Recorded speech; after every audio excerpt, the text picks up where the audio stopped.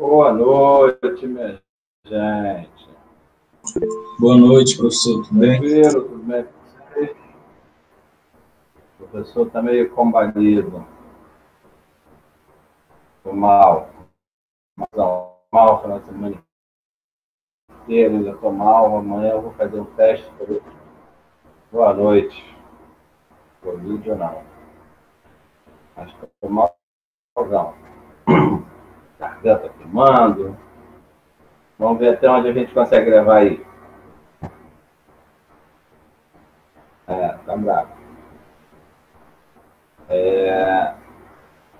Na última aula a gente falou sobre endosso, não foi isso? A gente fechou o endosso e deixou para falar sobre o aval na aula de hoje. Então, deixa eu só...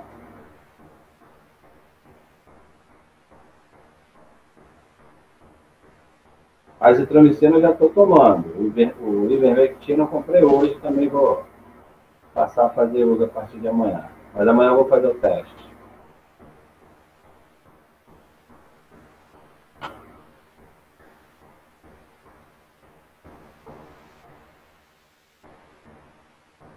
Os sintomas que eu tive foram sintomas de resfriado. Então, nada muito puxado, não.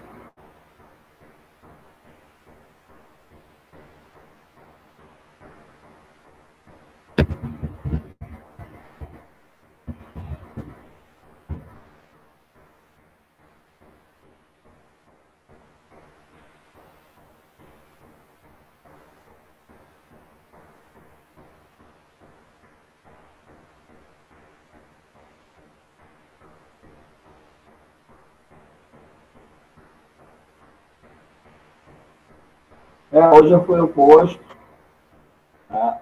O médico me atendeu lá. Como eu só fui à tarde, o exame só de manhã, aí ele me marcou para amanhã. Sim, bastante líquido. Eu já não gosto, né? Tomo bastante. Adoro suco de limão, suco de abacaxi, essas coisas. Não, sentadinho. Que coisa. Mas eu coei. Sim. Alimentação.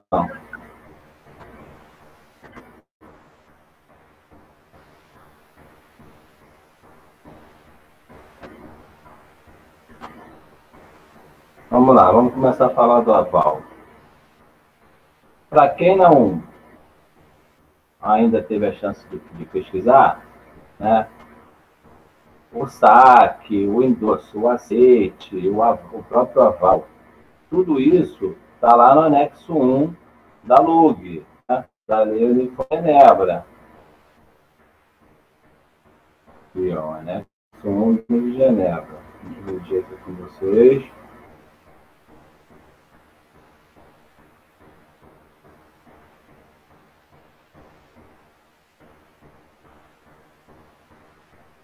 E o aval tipo 30, salvo engano meu.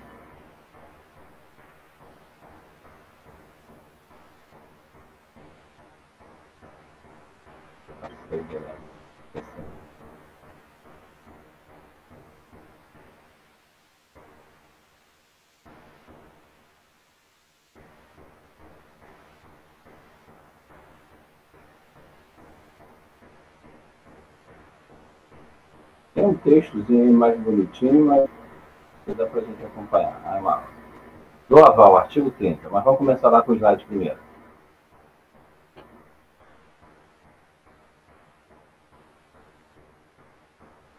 Aval, isso aqui são algumas definições de alguns doutrinadores, né? Só para a gente ter um ponto de partida aí. Obrigação cambiária assumida por alguém no intuito de garantir o pagamento da letra de câmbio nas mesmas condições de um outro obrigado. Dessa definição aqui, a gente, né, extrai que o avalista ele está na mesma condição de co-obrigado que o seu avalizado. Tá? A gente vai melhorar isso aí. Professor, não sei se é para todos, mas a qualidade do som aqui não está muito boa, não, professor. A letra de câmbio dada por um dos seus signatários. Sim.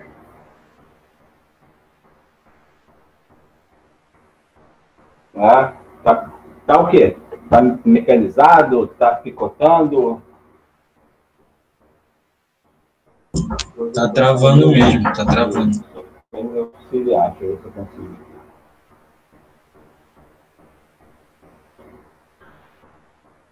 Calma aí. Como é que a gente vai resolver isso aí?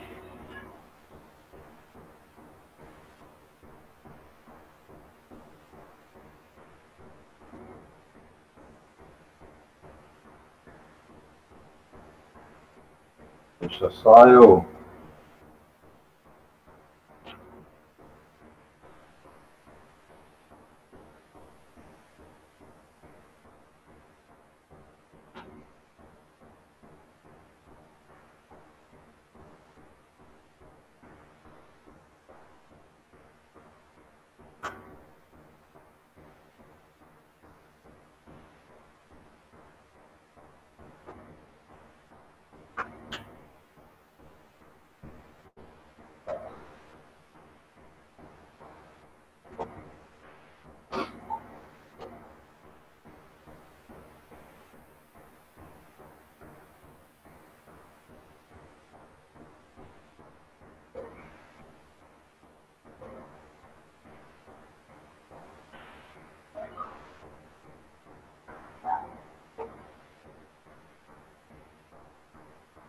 Transmissão também. Mas e aí? Deu uma melhorada? Ou ainda está picotando muito? Professor, não sei ainda. Continua aí, qualquer coisa eu falo.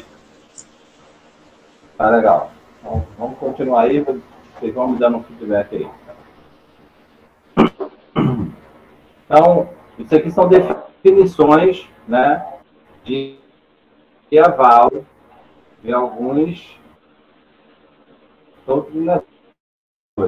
Para Rubens Requião é a garantia de pagamento de letra de câmbio dada por um dos seus signatários. Quer dizer, o avalista vai ser um signatário da letra de câmbio, vai fazer parte daquele contexto. Professor, então parece que não melhorou muito não, professor. Pessoa avalista que compromete a pagar título de crédito nas mesmas condições que o devedor desse título, né? Professor, O avalizado. professor, parece que não melhorou muito não. Mais alguém aí está com som ruim, gente?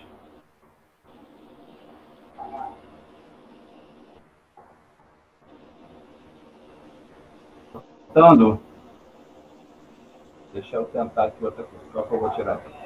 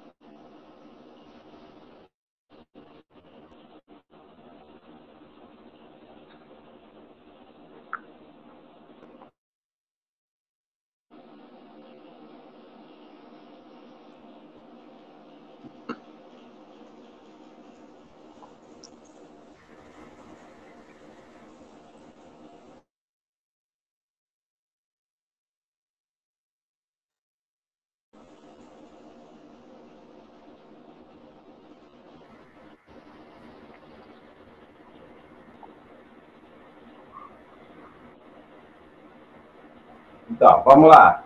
Vamos ver se vai melhorar aí. Eu troquei aqui o telefone e deixei o microfone do próprio computador para ver se melhora. Tá?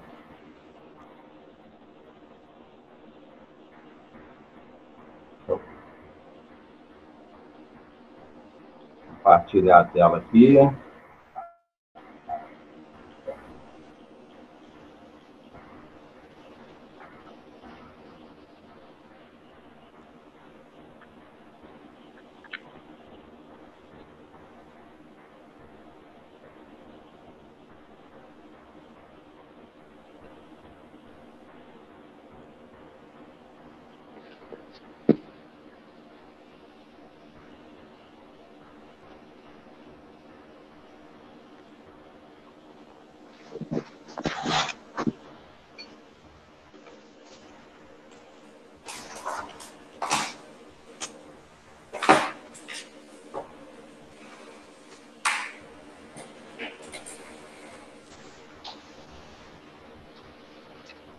Então vamos lá, vamos fazer mais um teste. Como é que está aí a captação, a saída de áudio de vocês está melhorando? O som está picotando? O professor deu uma melhoradinha. Está falando aqui para saber. Deu uma melhoradinha, vamos ver aí no decorrer da aula. Para mim aqui tá normal, professor. Tá, vamos lá, deixa eu continuar. Para mim aqui tá normal, tá? Para mim também. Tá. Alto, claro, cristalino. Muito bom. Então vamos seguir. Então, são definições de três doutrinadores. O último, Fábio Ulloa Coelho. Para ele, tá? O aval também é uma garantia, tá? Que iguala o avalista e o avalizado. Eles estão no mesmo pé de obrigação. Quer dizer, depois a gente vai entender que o aval é uma garantia que, por conta do princípio da autonomia, né, essa garantia permanece mesmo que o avalizado, né, tenha algum problema na obrigação, tá? A gente até falou sobre isso lá na primeira aula.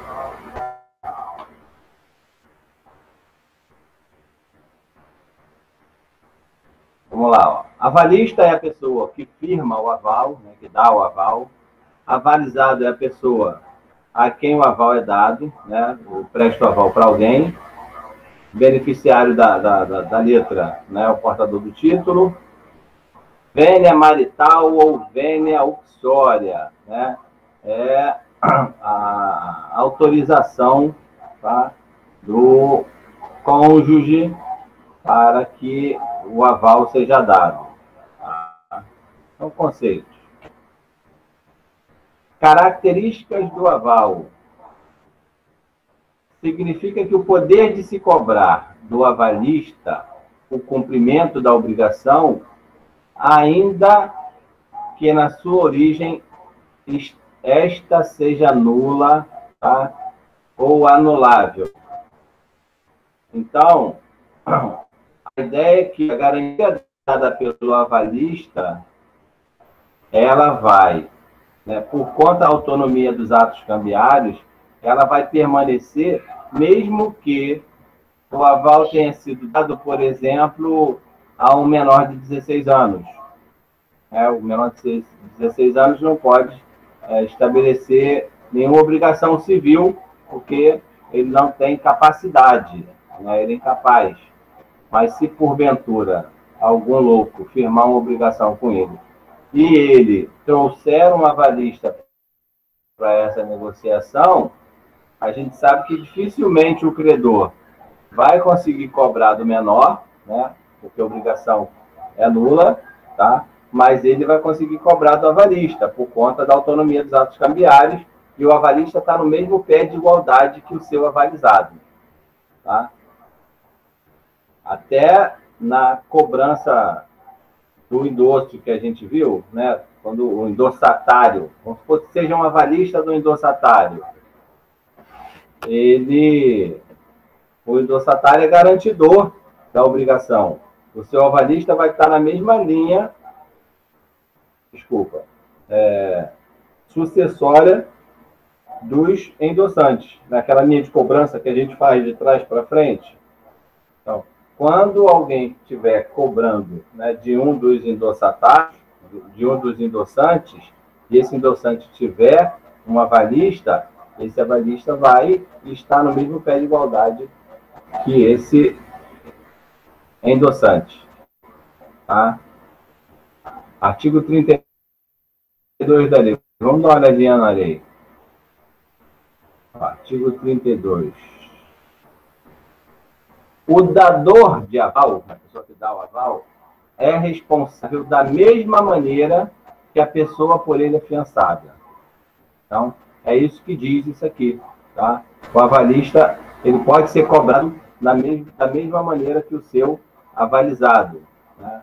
Aí depois a gente vai entender um pouquinho da diferença do aval para a fiança. Isso não aconteceria na fiança.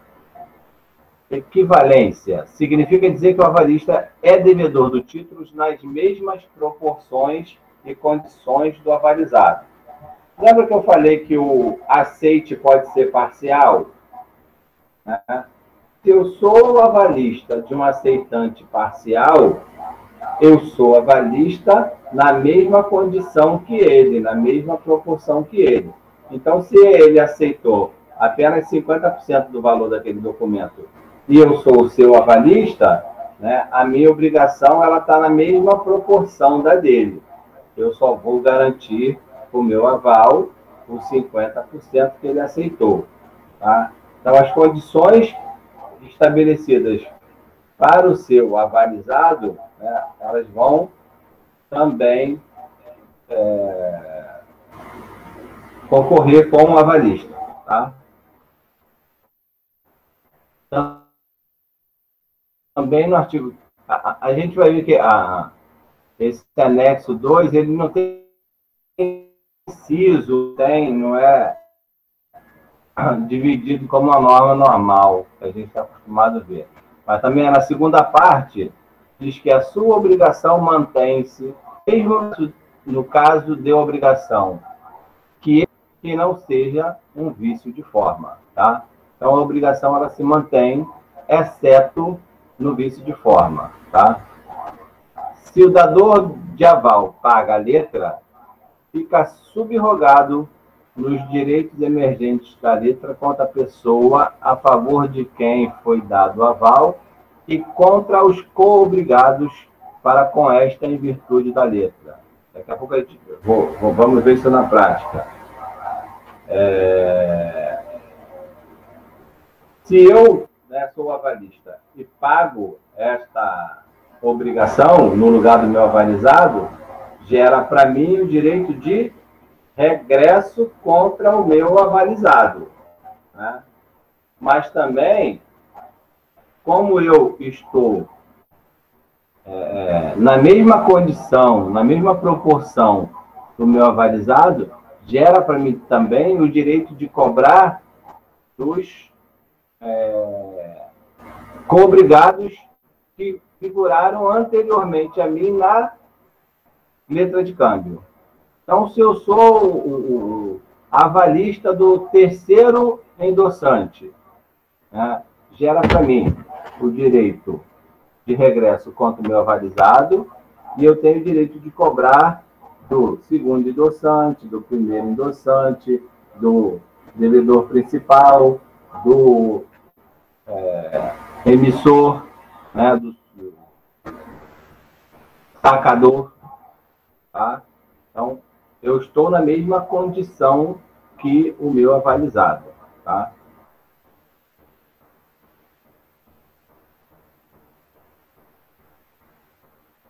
Artigo 897 do Código Civil.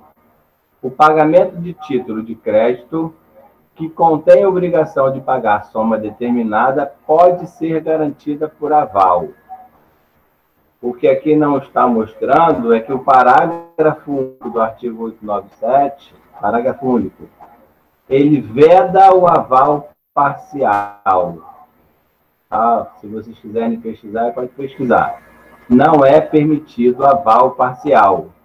Tá? É permitido garantia, né? A garantia é obrigação por aval, mas não se pode garantir parcialmente. Isso não vai funcionar no cheque, isso não vai funcionar na letra na duplicata, tá?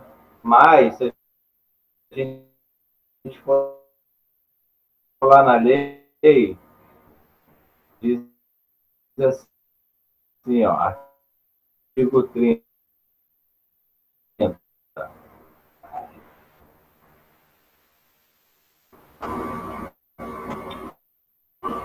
O pagamento de uma letra pode ser no todo ou em parte garantido por aval. Então, aqui diz que uma letra de câmbio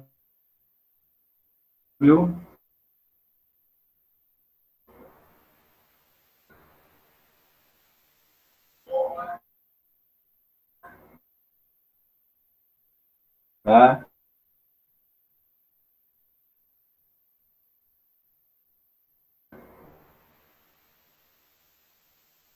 garantido o seu pagamento. Tá travando. Hoje tá travando mesmo. Pera aí, galera.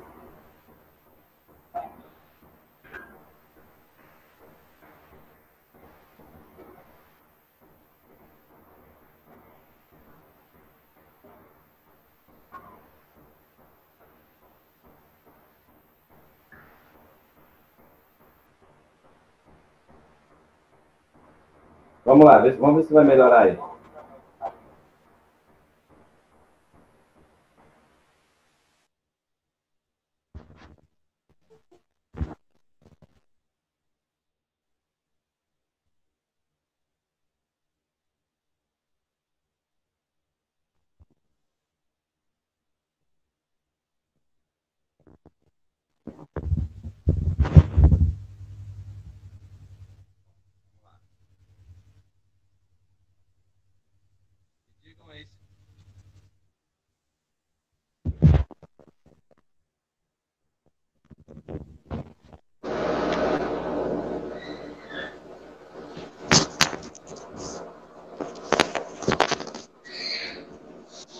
Bom, eu mudei aqui para o celular.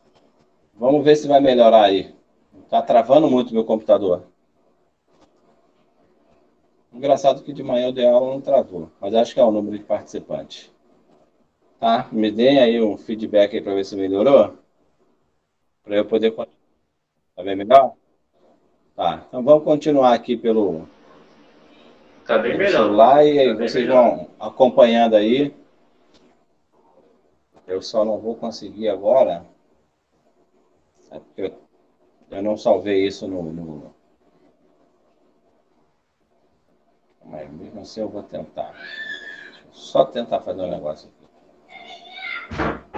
Eu estava falando que eu... Eita, as crianças hoje estão terríveis.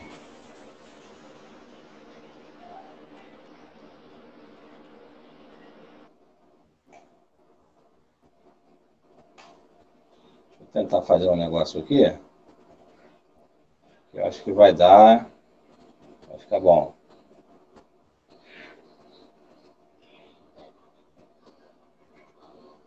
Espera aí que eu já volto. Espera aí.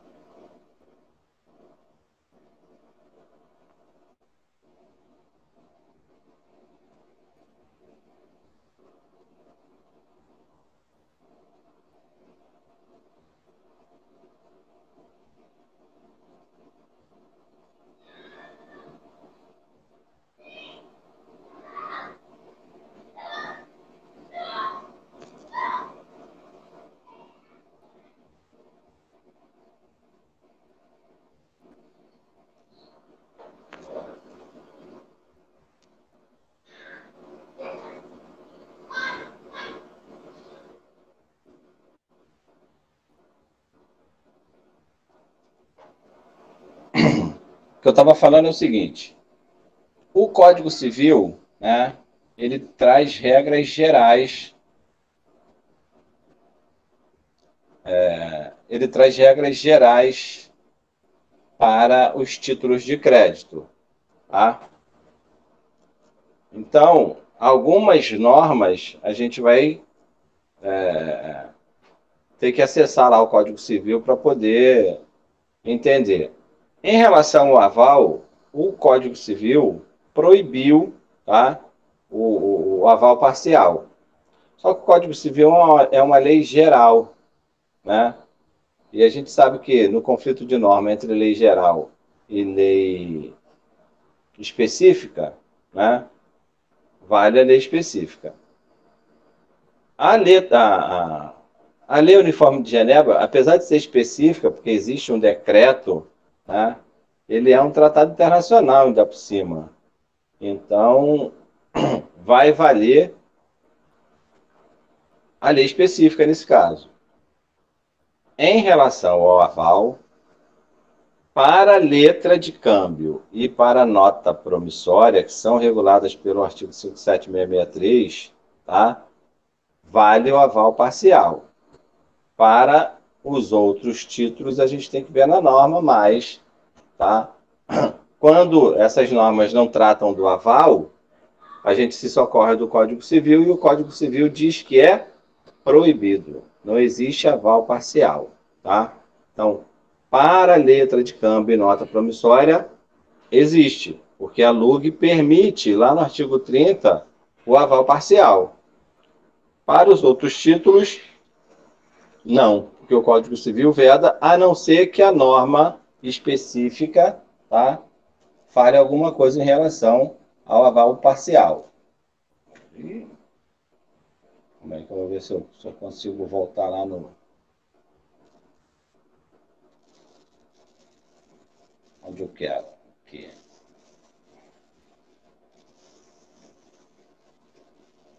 Eu não coloquei esse material aqui para vocês. Ah, não, eu já coloquei sim esses...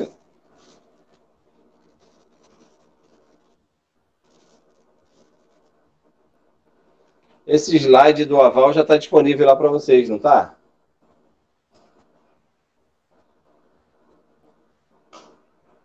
Lá na plataforma? Eu já disponibilizei ele lá para vocês. Eu estou querendo ver se eu consigo...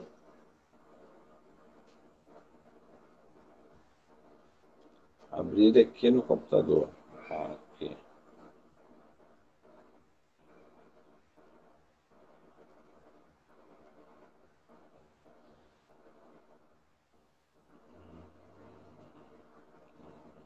Professor, lá só está disponível até a aula 17 de março, professor.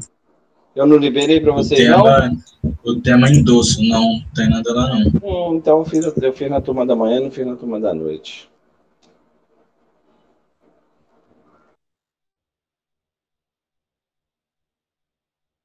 Só letra de câmbio e endosso.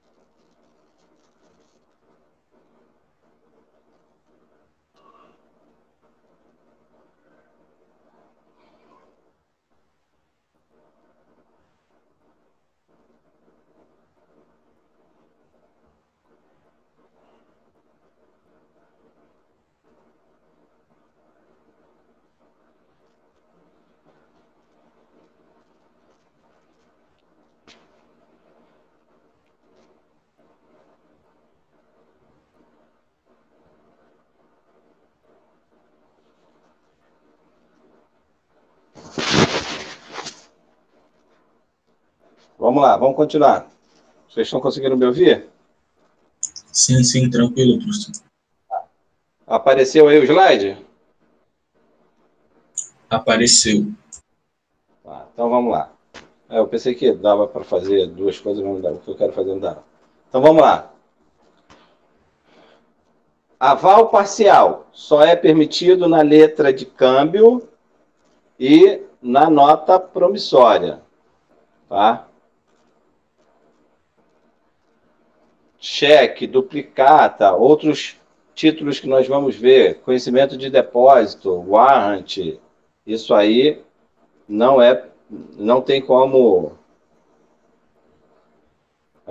a gente saber. Primeiro a gente tem que ver a legislação, mas geralmente, né, todas essas legislações elas impedem o aval parcial, tá? Então, o aval parcial só na letra de câmbio e na nota promissória. Nos outros títulos não é permitido. A base legal está aí, o artigo 897 e o artigo 32, tá? Da LUG, da Lei Uniforme de Genebra. Natureza jurídica do título de crédito, né? Do aval.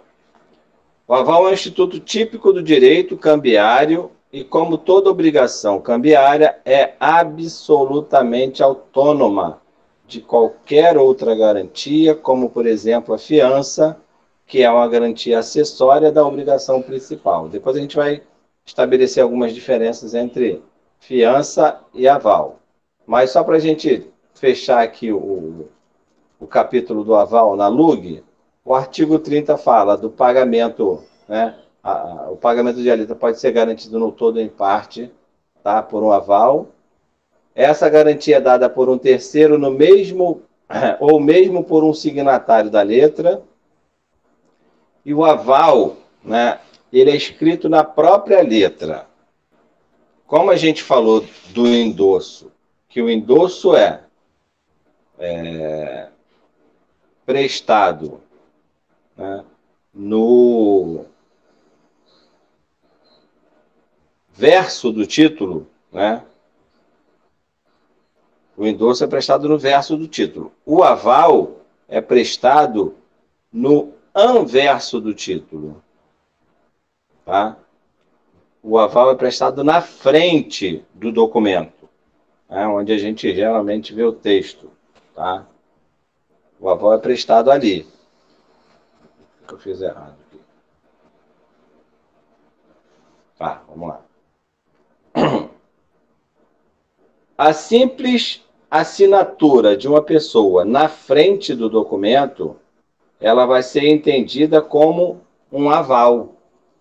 Assim como a simples assinatura no verso do título é entendido como um endosso, tá? O aval vai ser entendido, tá? Se tiver pura e simplesmente uma assinatura que não seja do sacador, né? Ou do aceitante, tá? Na frente do título. Entende-se como aval, tá? Para não ter esse tipo de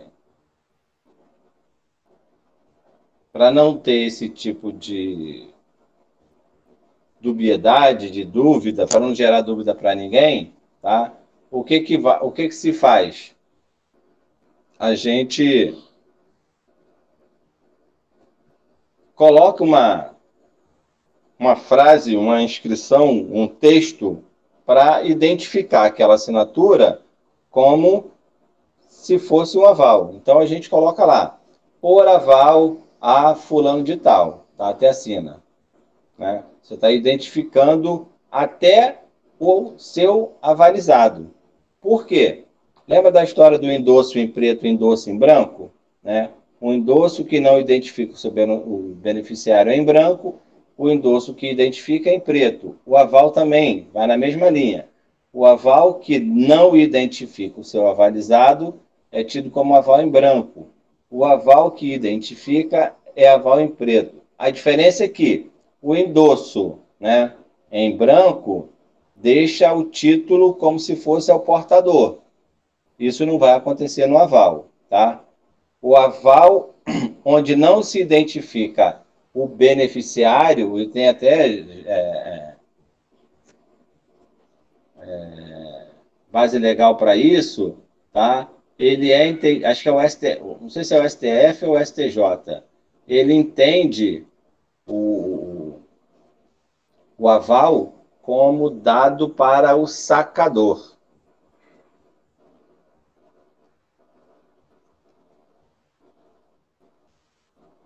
Tá? Então, se não tiver identificação do avalizado no aval, entende-se que aquele aval foi dado para o sacador, tá? Outra observação aqui em relação ao aval, deixa eu só... Natureza jurídica, formalização em preto e em branco, já estamos falando. Espécies de aval. Nós temos algumas espécies de aval, tá? Alguém pediu para entrar, vamos lá. A gente tem, né, o aval total ou aval parcial, tá? O aval parcial, né, entende-se como aval dado que não garanta a totalidade da obrigação. Mas existe o aval limitativo, que é justamente esse, que altera o valor da obrigação. Então, eu sou um avalista, mas eu só vou avalizar 50% da obrigação. Tá? Então, a obrigação é de R$1.000, eu só vou avalizar, e isso vai estar escrito, né? Isso vai ter que ser identificado que esse avalista está garantindo apenas 50% da obrigação, isso tem que estar escrito no documento, só vou garantir 50% da obrigação. Então, a gente chama isso de aval limitativo, tá? A gente está limitando o aval. No caso de letra de câmbio ou nota promissória, né? Nos outros, a gente não vai falar sobre isso, tá?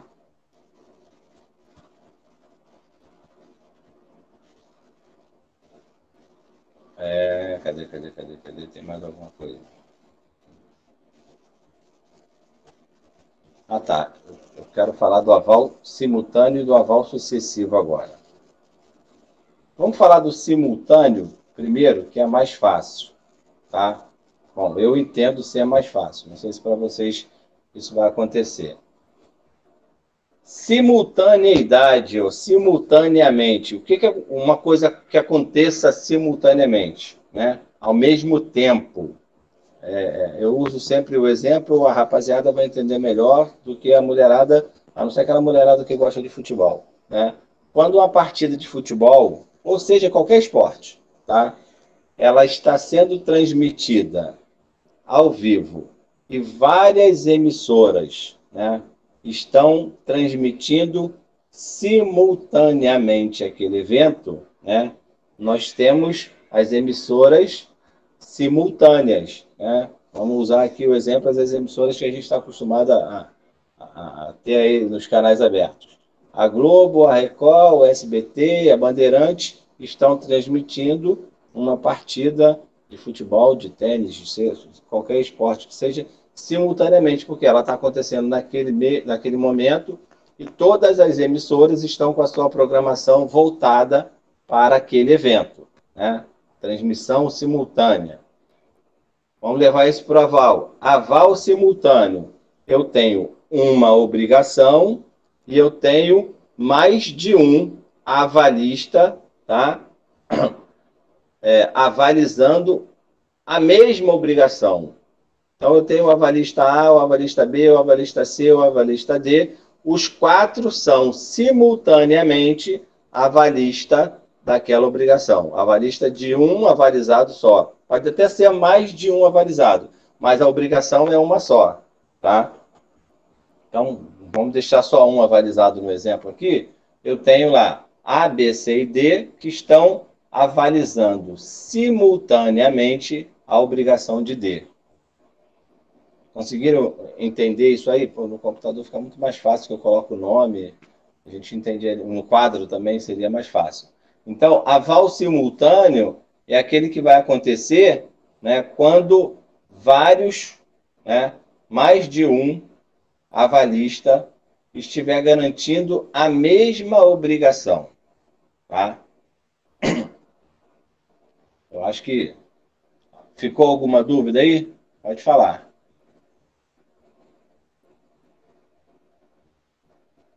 Essa obrigação não precisa ser o sacador, pode ser qualquer um na ordem estabelecida dentro do título de crédito. Eu posso ter avalista para o sacador, eu posso ter avalista para o aceitante, eu posso ter avalista para o endossante, né? Endossante número 1, endossante número 2, endossante número 3, tá? Então, o avalista pode estar em qualquer parte, só que ele sempre vai estar na mesma condição que o seu avalizado. Se eu sou o terceiro endossatário, quer dizer, tem 2 endossantes acima de mim, tá? Eu peço um avalista para o segundo endossante, né? Sou endossatário. O cara está endossando o documento para mim.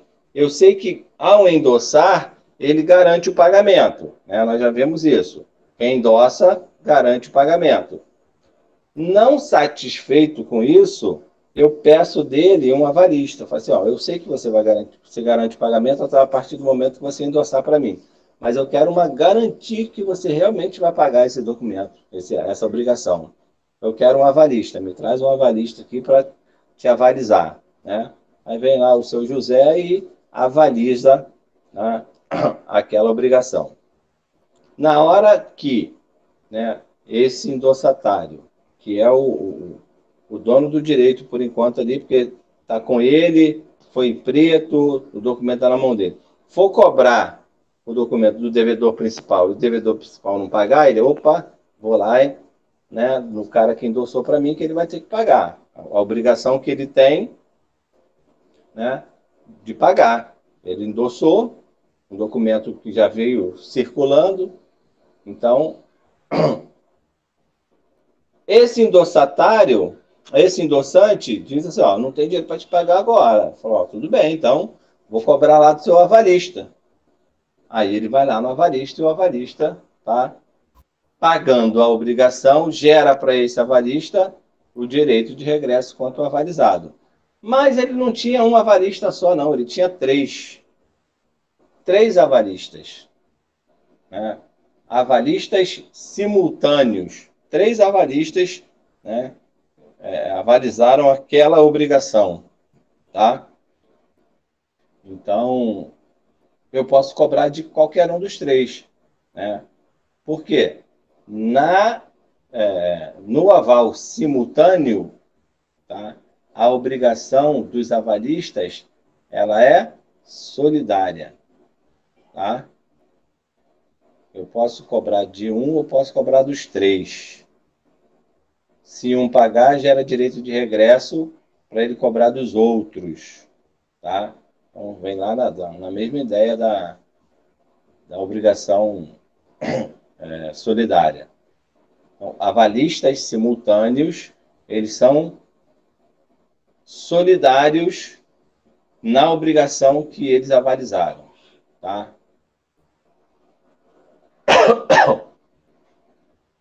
Na próxima aula eu faço um esqueminha, ou então eu faço o esquema e mando para vocês para isso ficar mais desenhado. Então, avalistas simultâneos, tá, são coobrigados da mesma obrigação, tá? Tem direito de regresso contra o seu avalizado e contra os outros avalistas da simultaneidade. Então, eu sou o avalista, tá? E tem mais 2. Se eu pagar a obrigação, gera para mim um direito de regresso contra o meu avalizado, mas também gera um direito de regresso parcial contra os outros 2 avalistas, tá? Eu posso cobrar dos outros 2 avalistas a 4ª parte de cada um, para, né, satisfazer a minha obrigação, tá? Tanto deles quanto de todos os outros coobrigados que têm anteriores a mim nessa relação, né? Se eu sou avalista do segundo endossante, eu tenho o primeiro endossante, eu tenho o devedor principal, eu tenho o sacador, todos eles como garantidores do documento. Porque se eu paguei, né, se eu quitei a obrigação, eu estou com o documento, sou o dono do direito naquele momento, né? E eu posso cobrar de qualquer um que figurou, né, e que garante essa obrigação que me antecedeu. Tranquilo, isso aí é ponto pacífico. O mais complicado, um pouquinho, é o avalista sucessivo. É o aval sucessivo. Tá? Vamos colocar nessa mesma situação que eu coloquei, né? O segundo endossante acha um endossatário, o endossatário cobra dele um avalista, ele traz um avalista. Vamos lá, na ordem. Avalista do endossante. Aí, esse avalista traz mais um. Fala assim, ó, eu vou te garantir, mas fulano vai me garantir. Aí o fulano vai e traz mais um. Assim, ó, eu vou garantir o Beltrano, mas o Cicrano vai me garantir. Então a gente está tendo aqui uma sucessão de avais, né? É um que garante o outro, que garante o outro. Dá-se a isso o nome de avais sucessivos, porque um vai sucedendo o outro na obrigação. Quer dizer, o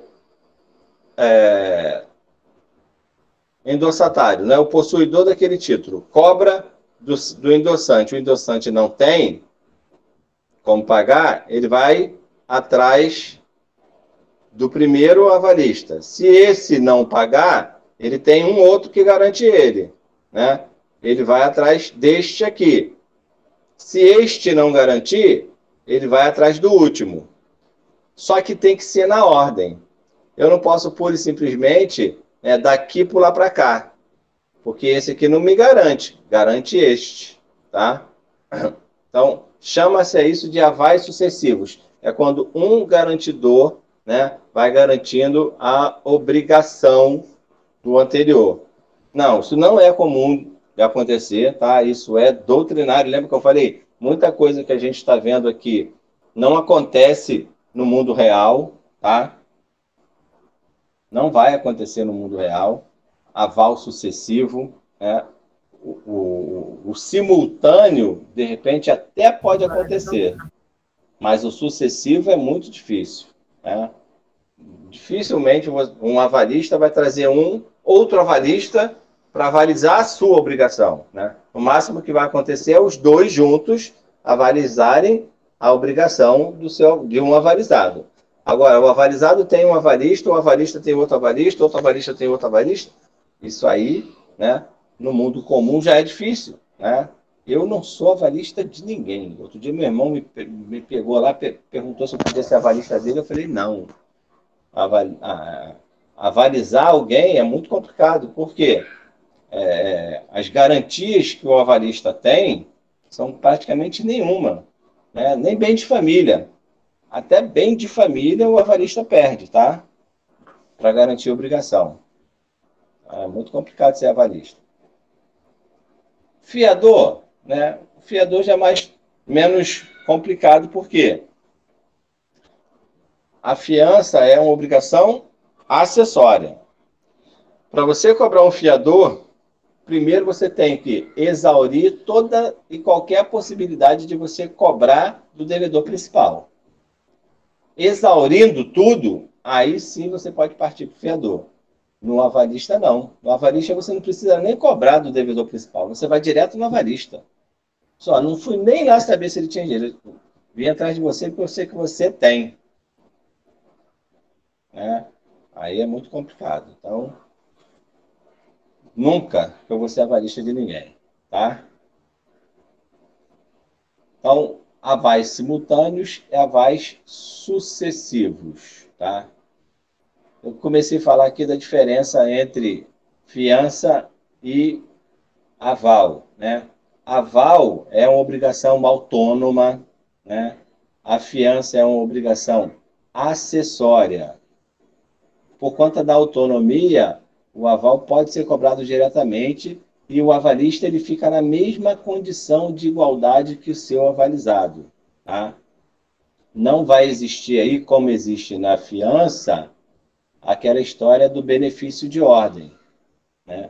Primeiro você cobra do devedor principal, né? Exaure as possibilidades de cobrá-lo, para depois você, né, ter a oportunidade de cobrar do fiador. Tá? No aval isso não acontece.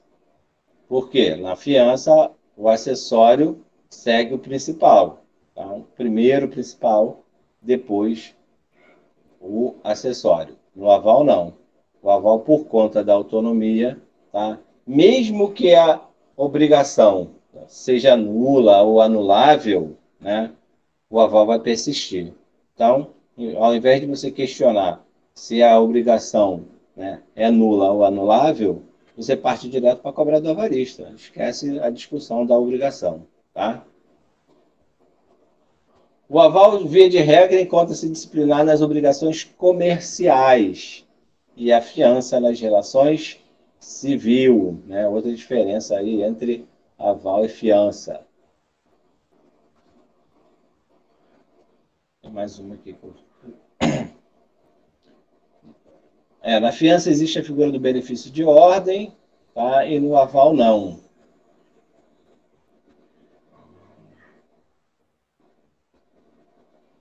Existem algumas cláusulas, né, que você pode colocar na fiança, tá? Para você derrubar essa teoria do benefício de ordem. Né? É só você colocar lá que o fiador ele renuncia o direito de benefício de ordem, né? Pode escrever de alguma forma onde o fiador não vai nem perceber que essa cláusula está lá. Geralmente não percebe, não lê, não faz nada. Tá? Mas tem muito advogado esperto que acaba fazendo isso e ferrando os fiadores. Tá? Caraca, só um minuto, gente. A garganta está queimando.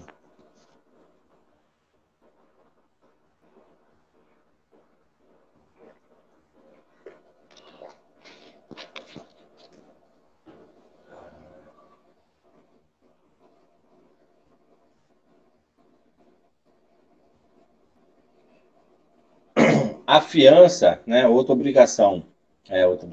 diferença. A fiança necessita da vênia conjugal, né? Só a imagem mesmo. Não tá dando para compartilhar nada agora não, que eu tô com o celular na mão. Meu computador hoje começou a travar, não sei o que houve. Tá? A fiança necessita obrigatoriamente de vênia conjugal. Para você ser fiador, né? Se você for casado, né, o seu cônjuge tem que ser fiador junto com você. Né? Em regra, para o aval, isso não precisa. Tá? A fiança sem autorização do cônjuge, sem a vênia conjugal, ela é nula. Tá? A não ser que ele tenha mudado isso, mas acho que não mudou, não. Então, são algumas diferenças entre fiança e aval. Tá? No material que eu mandei para vocês na primeira aula, que fala dos atos cambiários, o aval já está lá. Então, esse conteúdo todo está lá na primeira aula, no texto da segunda aula, aliás. No texto que eu coloquei lá dos atos cambiários. Salvo engano meu, tem saque, aceite, vencimento, endosso e aval, tá? Tá tudo lá. A carne começou a queimar, gente.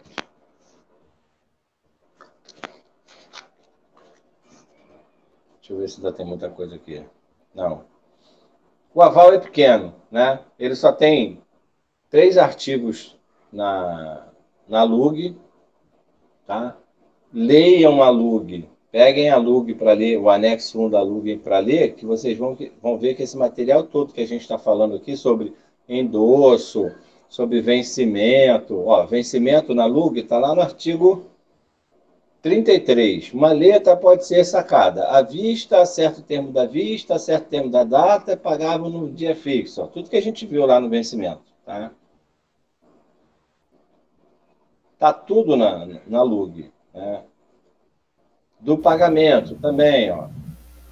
Então, leiam a lei. Sim. Boa noite. Boa noite. Com relação a essa forma de pagamento, o senhor passou umas cruzadinhas, né? Eu não achei nas leis, na lei sobre o local do pagamento. O senhor vai corrigir essas cruzadinhas? Como assim? Qual local de pagamento? Porque na cruzadinha é sobre atos cambiários. Aí pede lá, não sei se é o número 1 ou número 2, pede o local do pagamento, onde deve ser feito o pagamento. Aí eu fui, né, na lei, fui procurar a lei e, assim, não soube responder. Calma aí. Vai corrigir? Local de pagamento da letra de câmbio. Lá no artigo 1º, lá no artigo 1º, a gente fala da emissão da letra de câmbio. E na emissão, tem que ter a indicação do lugar em que deve se efetuar o pagamento.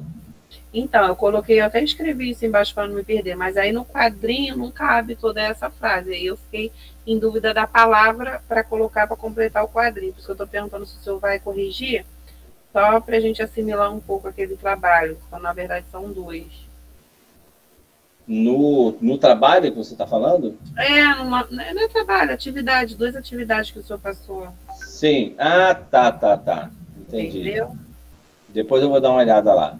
Eu achei, assim, até na lei, mas eu não consegui compreender a palavra que eu colocaria ali para preencher as lacunas de forma correta. Tá, eu vou mandar o gabarito para vocês, aí vocês vão corrigir direitinho, tá bom? Obrigada, mestre. Boa noite. Nada.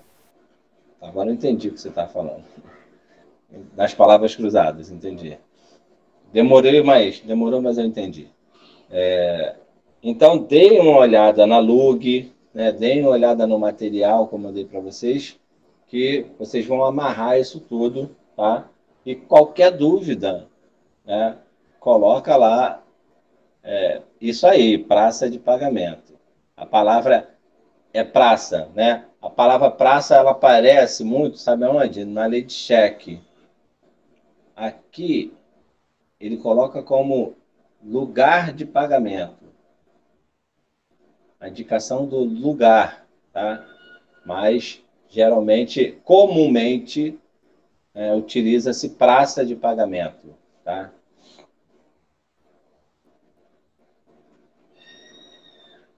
Então, eu vou encerrar por aqui hoje. Eu achei que não ia nem conseguir chegar a dar aula completa, que eu estou com a garganta muito ruim mesmo, queimando muito, tá? Eu vou começar a disponibilizar. A gente já viu muita coisa, né? Eu falei isso com a turma da manhã ontem, eles ficaram desesperados. Dentro dos títulos de crédito, nós já vimos muitos temas, né? Não é que tenha muito conteúdo, tem conteúdo, tem, mas tem muitos temas já.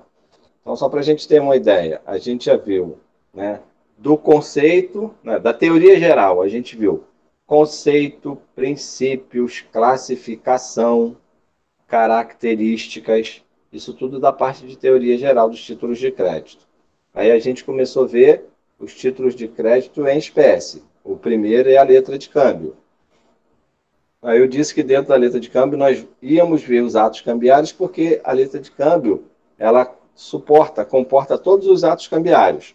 Então, dos atos cambiários a gente já viu saque, aceite, vencimento, prazo para apresentação e pagamento, endosso, e hoje a gente viu aval, né? Se a gente for pontear isso, colocar isso no papel, né, são muitos temas, mas os assuntos são até pequenos. Quando a gente terminar a letra de câmbio, praticamente a gente termina letra de câmbio e nota promissória, porque elas são iguais, elas estão na mesma lei. E tudo que cabe para a letra de câmbio, cabe para a nota promissória, com algumas exceções. Tipo, vou adiantar aqui, como a nota promissória é uma promessa de pagamento e só tem 2 figuras, 2 situações jurídicas, né? O subscritor e o tomador, o emissor na nota promissória muda de nome, tá? Ele é subscritor, né? Então, não tem o prazo de pagamento a certo termo da vista. Porque a vista é o aceite. E não tem aceite na nota promissória, tá? Mas tem... você pode emitir a nota promissória com data certa, você pode emitir a nota promissória, né, com a vista, o acerto termo da data, mas acerta o termo da vista não. Tá?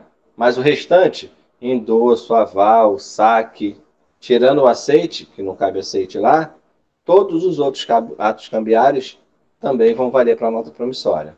Então, para a gente terminar esses atos cambiários, está faltando, salvo engano meu, protesto, está faltando prescrição, e aí, quando a gente for falar de prescrição, a gente vai falar das ações cambiárias cabíveis, tá? Para a gente aproveitar o prazo de prescrição. Aí a gente fecha, né, a primeira parte, aí depois a gente vai ver duplicata, cheque e outros títulos de crédito. Então, a gente está bem tranquilo, a aula está fluindo bem, eu estou bem tranquilo esse semestre, porque eu tinha que falar sobre títulos de crédito em 5 aulas, no máximo 6 aulas, numa grade anterior de vocês, que juntava no mesmo semestre títulos de crédito e direito falimentar. E eu não conseguia fazer isso, nunca. Né? Falar do jeito que eu estou falando aqui com vocês, calmo, explicando, mostrando a norma, mostrando exemplo, era correndo, né? Passar os conceitos de cada coisa, explicar um pouquinho e partir logo para a parte de direito falimentar, que também é muito grande, que eu não conseguia fechar também, que era muito grande. Então, vocês estão sendo beneficiados, primeiro, com a divisão, e segundo, com a atualização da lei, que acabou de ser publicada. Dezembro publicou a atualização da Lei 11.101, Lei 14.112, salvo engano meu, fez um monte de alterações. Eu estou aqui queimando a mufa, estudando essas atualizações para a gente ver no semestre que vem. Tá? Meus amigos, boa noite aí para vocês, tá? Fiquem na paz, deem uma olhada aí no material, tá? Eu aviso a Juliana para ela colocar no grupo aí, mas provavelmente semana que vem não deva ter aula por conta dos feriados, né? Esses feriadões que aconteceram aí, tá? Mas não deixem de estudar, não. Aproveitem aí o pessoal da monografia aí, ó. Aproveita para estudar. Aproveita para botar o material em dia. Os alunos que estão fazendo a monografia comigo, essa semana eu vou aproveitar e vou dar um feedback para vocês do material, tá? Que vocês já mandaram para mim. Fiquem tranquilos, tá bom? Fiquem na paz aí, fiquem com Deus. Boa noite aí para todo mundo, tá? Obrigado aí pelas melhoras.